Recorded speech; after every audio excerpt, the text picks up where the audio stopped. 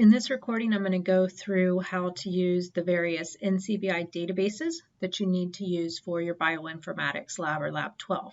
So these do get updated regularly, so the information on the website is going to vary a little bit from time to time, and it's going to vary a little bit from what you see in your lab manual. So that's why I'm going through and doing this video right now.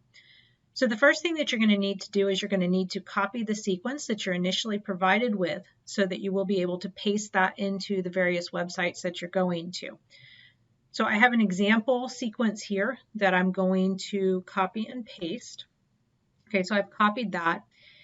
And then the first website that you need to go to is going to be BLAST. So NCBI's BLAST.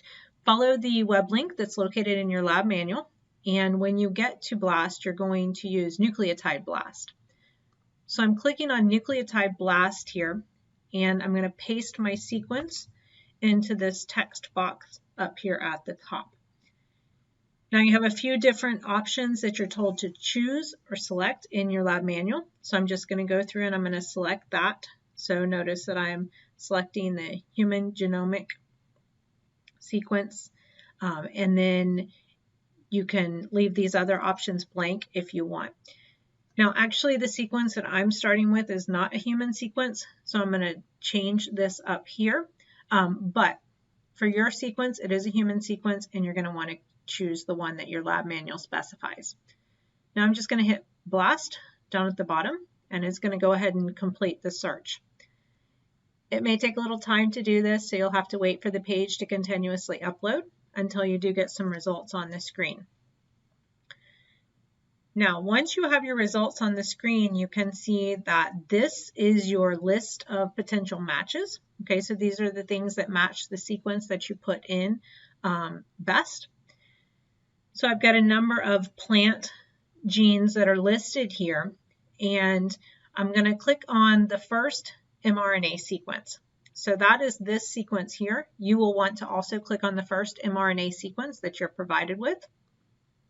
Okay, and when I click on that, you can see exactly how my query, which is the information that I input into the system, how it matches the subject. And you can see that it's pretty much an exact match here. That's what this is showing me. I'm going to go to the GeneBank report for this particular match. Okay, and I'm going to do that by clicking on this link here that says GeneBank. Okay, once that page opens up, I have a lot of information about this specific gene that my sequence is matching with. The total length of this mRNA is located right here at the top. You can see the species that it comes from, which is Arabidopsis thaliana in this case. And then this would be the accession number, the GeneBank accession number for this particular sequence. Other information that's located here, this would be the complete name of the gene. This would be the gene symbol for this particular gene. Okay, and just to scroll on down, you can see some of the other information that's located here. You can see in this section that it's going to tell me what chromosome this is located on. All right. And then we also have information about this CDS. Now, the CDS is the coding sequence. So that is the specific sequence that is divided up into codons. And those codons would then be translated into amino acids. Right, so if you want more information about the CDS, we can click on the CDS there. You can see that when I do that, it specifically highlights the coding sequence. So it starts with a start codon, ATG, and it would end with a stop codon, which is TAA. Right, so that information is located there. You can also figure out exactly how long that is, if you would like to figure out how long that is. Now, additional information that we can get from here.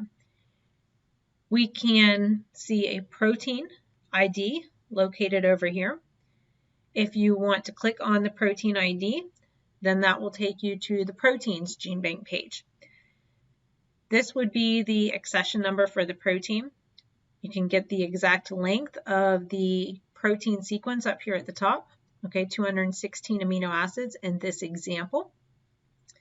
And if we want to know the actual sequence of the protein, the amino acid sequence, that would be located down here at the bottom. Right, so that gives you the information for this particular protein. For procedure 3 in Lab 12, you're going to need to go to Map Viewer. Now, when you type in the web address for Map Viewer, it's going to see that that web address has been discontinued or it's been altered and changed to this other website. So go ahead and click on this other one, which is called Genome Data Viewer. And when you go to this website, you are going to be searching the human genome. As I stated before, this example gene that I'm providing you with in this video is not a human gene. This is a plant gene. So I'm going to select the plant that it comes from. When you go through this, you're going to want to select humans. Okay, so once I select that, what I want to do is I want to input the gene symbol that I've already identified for my gene. So you will have identified a gene symbol for your gene. You're going to paste it into the text box here, and then you're going to search. Okay, so this is going to figure out exactly where this gene is located within the genome.